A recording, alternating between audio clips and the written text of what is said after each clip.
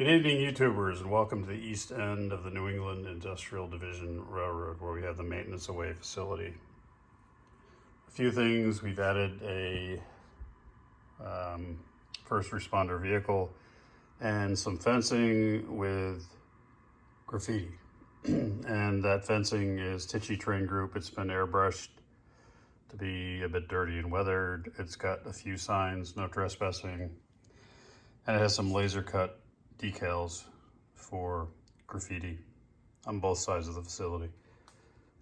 And what I did is I used like a solvent solution to get those decals to set in, and I cut the decals down the fence slats, and then I covered them with a coating of dull coat, the entire fence, so it kind of blended it in a bit better.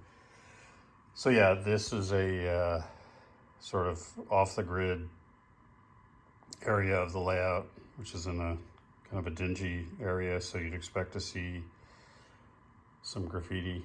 I think it looks nice.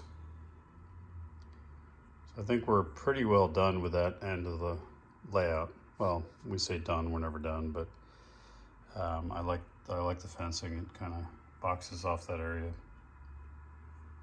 And the other bit that I did, and I showed this in a prior short video, was the chicken coop, or the small farm area, which kind of interrupts the overall industrial theme that's going on. So we have a bit of variation, and that is I guess it's now owned by Walters. It's a cast metal chicken coop with cast metal chickens, and that's all hand painted and airbrushed. And the Tichy Train Group fence around it. A couple of figures, a little beagle dog, a pig that I hand painted. So something different, gives the viewer of the layout a little variety in what they're looking at. So small updates. Hope you like it. Have a good night. Cheers.